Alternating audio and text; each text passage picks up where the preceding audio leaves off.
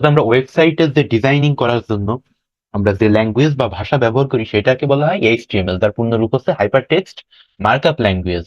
তো এটাকে hyper text markup language, এই যে ইংরেজি যে শব্দগুলা এর ভিতরেই কিন্তু এর যে মানে মর্মার্থ বা সামারিটা রয়েছে কিন্তু এর ভিতরে। তো ওয়েব পেজ হচ্ছে হাইপার টেক্সট মার্কআপ ল্যাঙ্গুয়েজ, এটা তো শুরুতে আমি বললামই।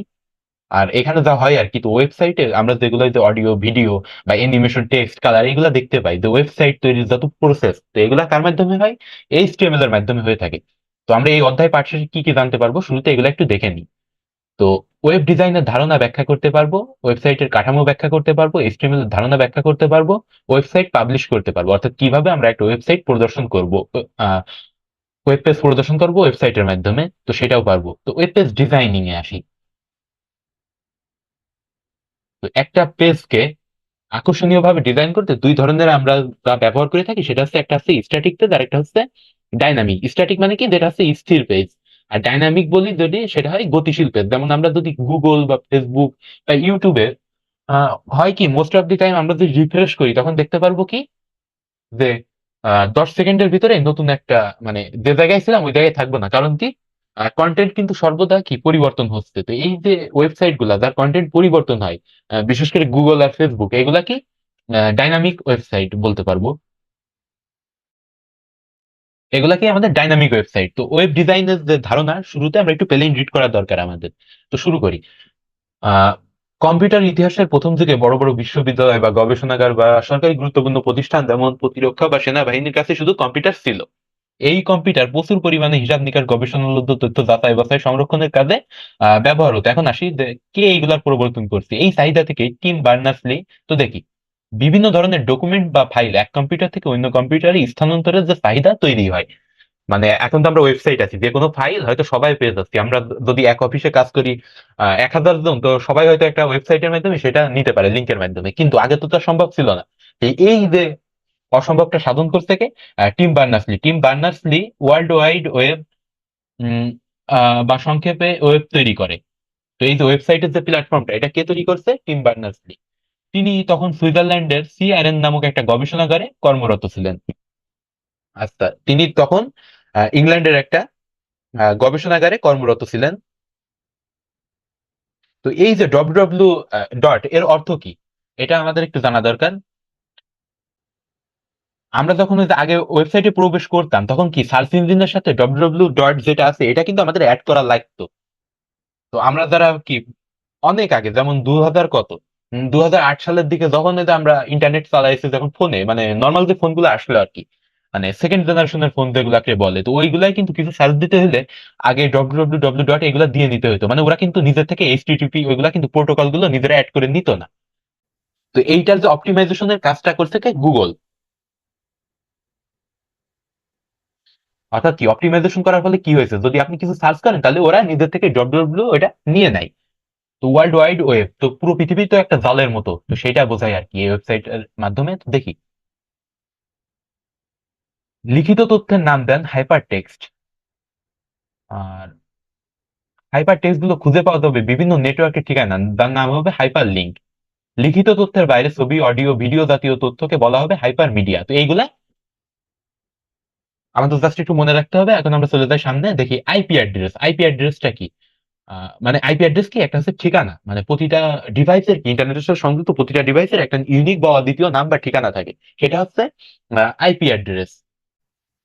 তো এই আইপি অ্যাড্রেসটা কোড আকারে মনে রাখার থেকে নর্মালি মনে রাখা সহজ। তো সেই সুবিধার্থে আমরা একটা কি ডোমেইন নেম নিয়ে নিয়েছি, অর্থাৎ কি আমরা যে কোনো নাম মনে রাখা সুবিধাজনক আমাদের জন্য। আমরা নাম মনে রাখতে পারি ইজিলি, এই ক্ষেত্রে এই জন্য আমরা এটা নিয়ে নিয়েছি আর কি। আইপি অ্যাড্রেস কি, একটা ইন্টারনেটের নির্দিষ্ট যন্ত্রের যে ঠিকানা, তাকে বলি আমরা আইপি অ্যাড্রেস বলি। যেমন এই যে আমাদের গুগল আছে, তো এই গুগলেরও কিন্তু একটা আইপি অ্যাড্রেস আছে। আমরা তো ডাইরেক্ট গুগল.com মানে গুগল লিখে সার্চ দিই, তখন কি শুরুতে আর লাস্টে যে অপটিমাইজেশন যে .com এর কাজটা, এটাও ওরা করে দেয় আর কি। তো এই যে এইটা কেমনে হয়েছে, এটা আইপি অ্যাড্রেস শুরুতে ছিল। তো এটা সহজে মনে রাখার জন্য আমরা এটার নাম দিয়েছি গুগল.com। তো এই যে নামগুলো নিয়ন্ত্রণ করে ডিএনএস বা ডোমেইন নেমিং সিস্টেম। তো এইগুলো আমরা পরে পেয়ে যাব। তো এখন আমরা এইটা না, যে আমরা শুরুটা একটু দেখি, একটু দেখবো যে একসময় ওয়েবসাইট গুলো কি ছিল? স্ট্যাটিক। সেখানে বিভিন্ন তথ্য রাখা হতো এবং ব্যবহারকারী ওয়েব ব্রাউজারের মাধ্যমে সেই তথ্য দেখতে পেতেন। কিন্তু বর্তমানে বেশিরভাগ ওয়েবসাইটটা স্ট্যাটিক ওয়েবসাইট নয়, বরং ডাইনামিক ওয়েবসাইট, যেখানে ব্যবহারকারী ওয়েবসাইটে বিভিন্ন ইনপুট দেন আর সেই ইনপুট অনুসারে বিভিন্ন আউটপুট তৈরি হয়। এজন্য এগুলোকে ওয়েব অ্যাপ্লিকেশনও বলা হয়। এরকম ওয়েব অ্যাপ্লিকেশনের কিছু উদাহরণ Google.com, service new dot gov BD, এগুলা এগুলা কি সব ডাইনামিক। তো একটা ওয়েবসাইটে দুইটা অংশ থাকে, সার্ভার ও ক্লায়েন্ট। তো ক্লায়েন্ট সার্ভার ব্যবহারকারী ইনপুট নিয়ে সার্ভারের কাছে ডেটা পাঠায়, তাকে বলা হয় রিকোয়েস্ট। অর্থাৎ আমরা যখন কিছু সার্চ দিই সেটার বলা হচ্ছে রিকোয়েস্ট। সার্ভার সেই অনুসারে ডেটা ক্লায়েন্টের কাছে রেসপন্স করে, অর্থাৎ আমরা যে ওয়েব পেজ পাই এগুলো হচ্ছে সেই রেসপন্স। তো একটা ওয়েবসাইট অ্যাকাউন্ট তৈরি করতে চাইলে ব্রাউজারে প্রথম বিভিন্ন তথ্য ব্যবহারকারীর একটি বাটনে ক্লিক করেন। তখন সেই ডেটা সার্ভারের কাছে যায় এবং সার্ভার ডেটা পরীক্ষা নিরীক্ষা করে যদি কোনো সমস্যা না পায়, ইতিমধ্যে এই নামে যদি অ্যাকাউন্ট তৈরি করা না থাকে, তাহলে তখন সার্ভার ব্যবহারকারীর জন্য অ্যাকাউন্ট তৈরি করে এবং ক্লায়েন্টের কাছে রেসপন্স পাঠায়। অর্থাৎ যে ক্লায়েন্ট তার কাছে রেসপন্স পাঠাবে, কোনো কারণে অ্যাকাউন্ট তৈরি করা না গেলেও ক্লায়েন্টের কাছে রেসপন্স আসবে।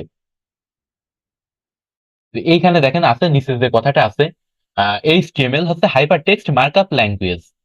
তো এইখানে দেখেন একটা জিনিস কি মনে করতে আসে না, হাইপার টেক্সট মার্কআপ ল্যাঙ্গুয়েজটা কেন বলে, বুঝলাম যে এইচটিএমএল অ্যাব্রিভিয়েশন আর ফুল ফর্ম হচ্ছে হাইপার টেক্সট মার্কআপ ল্যাঙ্গুয়েজ।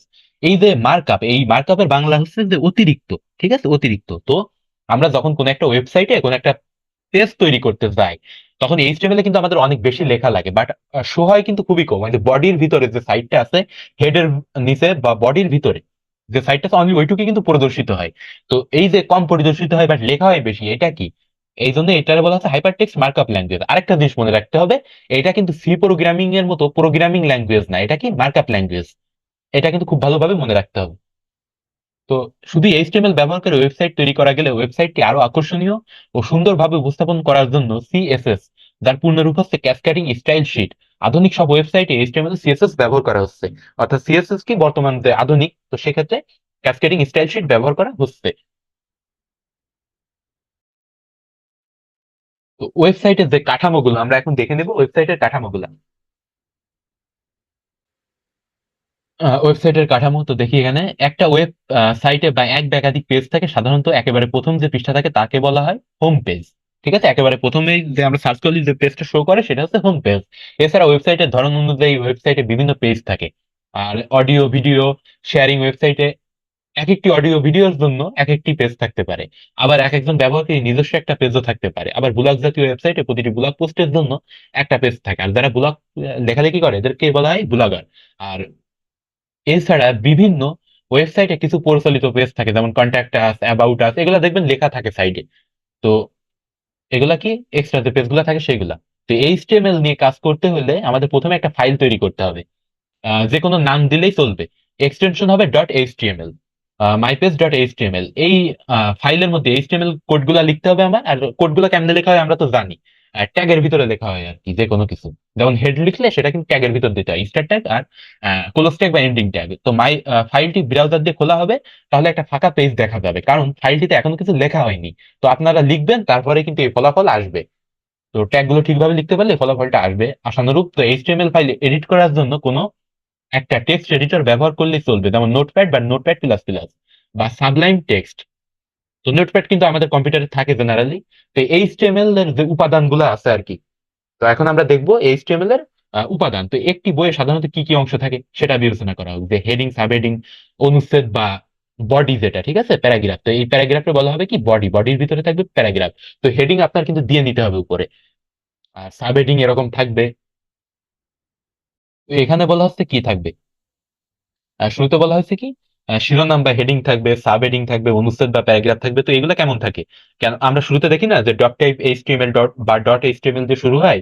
তো এই শুরুটা করতে গেলে কিন্তু আপনার এইচটিএমএল লেখাই লাগবে, নাই তো এটা রেসপন্স করবে না এই ল্যাঙ্গুয়েজে। তো শুরুতে এইচটিএমএল লেখা লাগবে। তারপরে হেড, হেড হচ্ছে কি হেডিং হিসাবে কাজ করে হেড। আর সাব হেডিং কি টাইটেল, টাইটেলটা কিন্তু সাব হেডিং হিসাবে কাজ করে।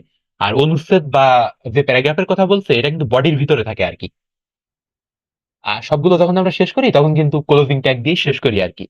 আহ, আর আইএমজি ইমেজ ব্যবহার করতে হলে আইএমজি এসব ব্যবহার করা লাগে। তো ক্যাপশন, সারণী, টেবিল ইত্যাদির জন্য থাকতে পারে। তেমনি একটি এইচটিএমএল পেজের বিভিন্ন অংশ বা উপাদান থাকে, এই উপাদানকে বলা হয় এইচটিএমএল এলিমেন্ট। তো এলিমেন্ট গুলা কিসের ভিতরে থাকে, দুই সাইডে স্টার্টিং ট্যাগ আর ক্লোজিং ট্যাগ এর ভিতরে কিন্তু এলিমেন্ট থাকে আর কি। দেখেন এইচটিএমএল এর এলিমেন্ট লেখার জন্য ব্যবহার করা হয় ট্যাগ। ট্যাগকে অনেকটা ব্র্যাকেট বা বন্ধনীর সঙ্গে তুলনা করা যেতে পারে। সাধারণত এলিমেন্টের শুরু বোঝাতে ওপেনিং বা শেষ বোঝাতে একটা ক্লোজিং ট্যাগ থাকে। তো শুরুর ট্যাগটা বলবো স্টার্টিং বা ওপেনিং ট্যাগ, আর লাস্টে বলবো ক্লোজিং ট্যাগ। তো ওপেনিং ট্যাগ দুই ট্যাগের মধ্যবর্তী কন্টেন্ট ও ক্লোজিং ট্যাগ মিলে যেটা থাকে সেটা হচ্ছে এলিমেন্ট বা উপাদান, অর্থাৎ ভেতরে কি থাকে। তো দেখেন এখানে যে ট্যাগ গঠিত হয় এলিমেন্টের নাম বা অংশের নাম দিয়ে, এবং ওপেনিং ও ক্লোজিং ট্যাগের গঠন হয় এরকম: এলিমেন্ট নেম, এলিমেন্ট নেম। তো আমরা দেখি এই যে, হ্যাঁ যেটা বলছিলাম, দেখেন ডক্টর এইচটিএমএল এরকম থাকে, তারপর কি একটা হেডিং থাকে, তারপরে বডি অর্থাৎ ভেতরে যা যা লিখবো এখানে প্রদর্শিত হবে। আর বডির ভিতরে দেখেন হ্যালো ওয়ার্ল্ড, তো এই প্রদর্শিত হবে কি আমার হ্যালো ওয়ার্ল্ড, এটা একটা কমেন্ট করা হয়েছে আর কি এখানে। আর বডি ক্লোজিং ট্যাগ এইচটিএমএল, দেখেন শুরুতে এইচটিএমএল আর বডি ইউজ করছিলাম, তো এই জন্য এটা ক্লোজিং ট্যাগ দেওয়া লাগছে। আর এই যে উপরে যে এইচটিএমএল, এটা দিয়ে কি বোঝানো হয়েছে, অর্থাৎ আমি যে এইচটিএমএল ল্যাঙ্গুয়েজে কাজটা করছি নোটপ্যাডে, সেটা বোঝানোর জন্য শুরুতে এইচটিএমএলটা লেখা লাগবে। তো দেখেন প্রথম লাইনে যে ডক টাইপ এইচটিএমএল, তাকে বলা হয় কি ডকুমেন্ট টাইপ ডিক্লারেশন। এটার পূর্ণরূপ কি ডকুমেন্ট টাইপ ডিক্লারেশন। এই দ্বারা ব্রাউজার বুঝতে পারে যে ডকুমেন্টটি এইচটিএমএল 5 স্ট্যান্ডার্ড অনুসরণ করে লেখা হয়েছে, হয়তো যেটা আমি শুরুতে বললাম, যেমন সি প্রোগ্রামে যেমন কি উল্লেখ করে দিতে হয় ঠিক তেমন এখানে। তো এইচটিএমএল এর যাবতীয় এলিমেন্ট রাখতে হয় একটি মূল এলিমেন্টের ভিতরে, এটাকে বলা হয় এইচটিএমএল। তো এর সেজন্য দ্বিতীয় লাইনে এইচটিএমএল টা লেখা হয়েছে, আর ক্লোজিং ট্যাগ দিয়ে এইচটিএমএল লেখা হয়েছে আর কি। তো এই যে এখানে দেখেন আমরা সব যখন ঠিকভাবে লিখবো আর কি, তখন আমাদের ওয়েবসাইট পেজটা এরকম দেখাবে আর কি।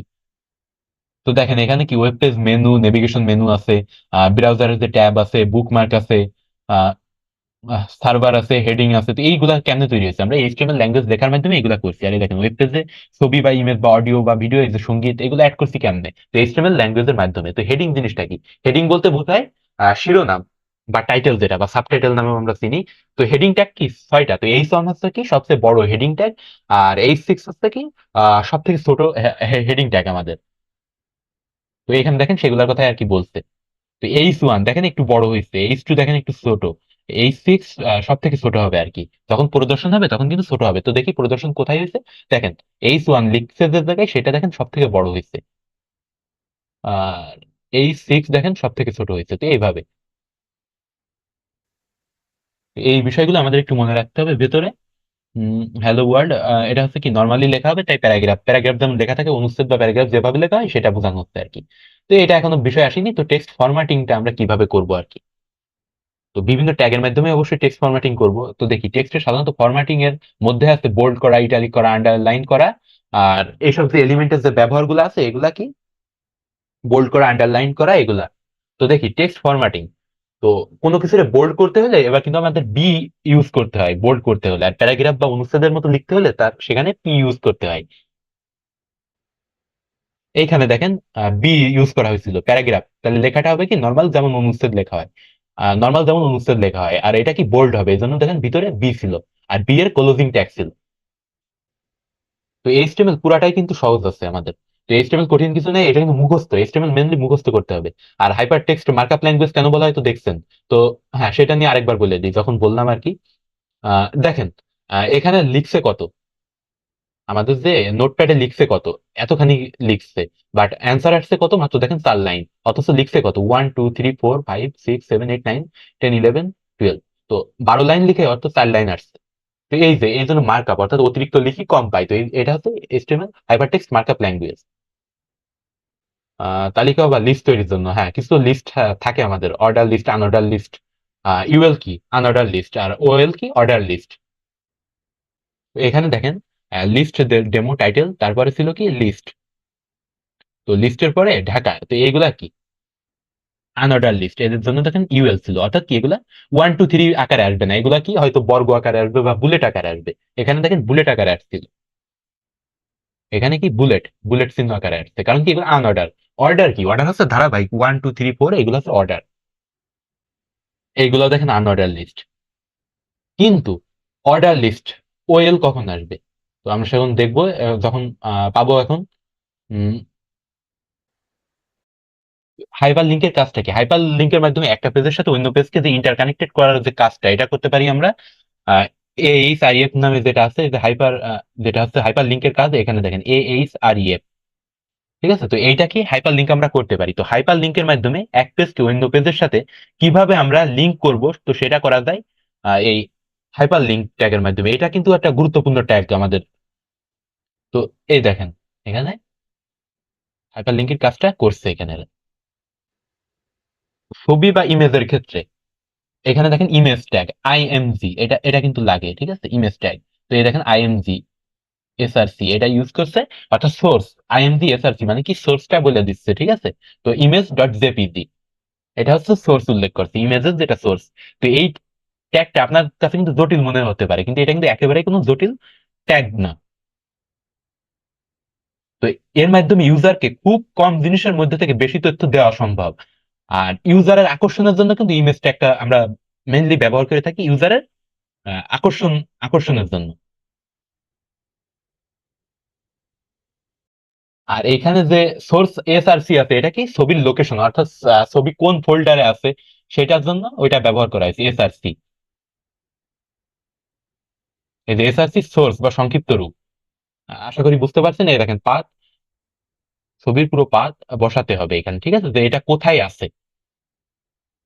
আর এই ছবির যে ওয়াইড আর হেইট এটা কিন্তু লিখে দিতে হয়। এই দেখেন ওয়াইড 300 পিক্সেল আর হেইট হচ্ছে 200 পিক্সেল, অর্থাৎ উচ্চতা কত আর দৈর্ঘ্য কত তার।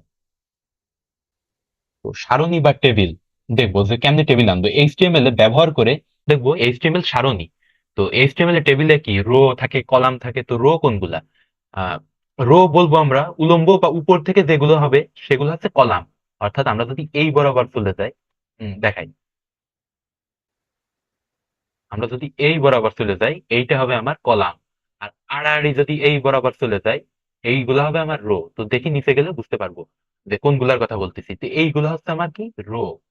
আর এইগুলো হচ্ছে আমার কলাম। তো আশা করি বুঝতে পারছেন। আর প্রতিটা যে এইগুলা কি, এগুলা এক একটা করে সেলের ভিতরে আছে, এগুলা এক একটা সেলের ভিতরে আছে। তো টেবিল বর্ডার 1 দিলে কি একটু সরু হবে, টেবিল বর্ডার যত বেশি দিব তত এগুলা কি মোটা হবে। টেবিল বর্ডার 1 দিলে, টেবিল বর্ডার যদি 1 দেওয়া হয় তাহলে পাশে দুটি করে বর্ডার দেখা যাবে। আর যদি টেবিল বর্ডার 0, সেল স্পেসিং 0 দেওয়া হয়, এখানে দেখি সেল স্পেসিংটা আমরা দেখবো, এখানে সেল স্পেসিং ছিল না। টেবিল বর্ডার 1 দিলে এভাবে দুইটা করে দাগ আসবে।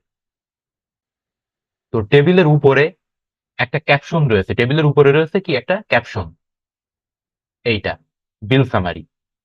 আর তো ওয়াইড এগুলা কোন কাজে লাগে আমরা এই প্রপার্টি গুলো জাস্ট একবার দেখে নিবো আর কি। তো টেক্সট অ্যালাইন কি, উপাদানের ভেতর কিভাবে বিন্যস্ত হবে তা নির্ধারণ, যেমন লেফট রাইট সেন্টার।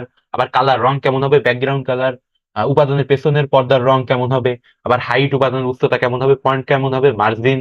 তো এগুলা কি প্যাডিং, আবার কি উপাদানের সীমানা নির্ধারণ, এগুলো কিন্তু ডাইরেক্ট মুখস্থ রাখতে হবে আমাদের সবসময়। আর ওয়েব পেজ ডিজাইনিং, তো আমরা শেষের দিকে প্রায় চলে আসছি ওয়েব পেজ ডিজাইনিং এর। তো আমরা কিন্তু কিছু ট্যাগ পড়া হয়নি, আমরা দেখবো এই ট্যাগ কিছু বাদ থাকলে আমরা সেগুলো দেখবো লাস্টে। তো এই যে পাবলিশিং এর যে ধাপটা আছে আর কি, ওয়েবসাইট পাবলিশিং এর যে ধাপ, ওয়েব পেজ ডিজাইন। তো ডিজাইন কেমনে করতে হয়, ব্যবহারকারী ওয়েব পেজ রেজিস্ট্রেশন আর লগ ইন করতে পারবে। ওয়েবসাইটের কি কি ফিচার থাকবে দেখেন এখানে উল্লেখ করা আছে। আর ওয়েবসাইট ব্যবহারকারী প্রশ্নের উত্তর পোস্ট করতে পারবে, অন্যের প্রশ্নের উত্তর গুরুত্ব মনে করলে তাতে ভোট দিতে পারবে। তার সাথে কি ভালো প্রশ্ন উত্তর যেগুলো বেশি ভোট পড়েছে সেগুলো প্রশ্নকর্তা ও উত্তরদাতা পয়েন্ট পাবে তাতে। তো এই যে ফিচার গুলা থাকবে। তো ওয়েবসাইট পাবলিশিং এর যে ব্যাপারগুলো ছিল আমার, তো প্রথমে কি, প্রথমে একটা নাম রেজিস্ট্রেশন করতে হয়। মানে প্রথমে, তো আমরা যখন এইচটিএমএল এ কোনো একটা ওয়েবসাইটের পেজ ডিজাইন করব, তারপরে আমার পরবর্তী ধাপ পাবলিশিং এর ক্ষেত্রে অর্থাৎ প্রকাশ বা প্রদর্শনের ক্ষেত্রে আমার প্রথম ধাপ হবে কি, ডোমেইন নেম রেজিস্ট্রেশন করা, একটা ইউনিক নাম রেজিস্ট্রেশন করতে হবে। তো তারপরে কি, ওয়েবটা হোস্টিং করতে হবে, অর্থাৎ কি ওয়েবসাইটে হোস্টিং করতে হবে, যার মাধ্যমে কি প্রদর্শন করবে। আর সার্চ ইঞ্জিনে অন্তর্ভুক্তি করতে হবে, এটা হচ্ছে ঐচ্ছিক ধাপ। এটা করলেও হয় না করলেও হয়, তবে সার্চ ইঞ্জিনে অন্তর্ভুক্ত করলে এটা খুঁজে বের করা অনেক বেশি সহজ হয়। তো এইখানে, আচ্ছা আমরা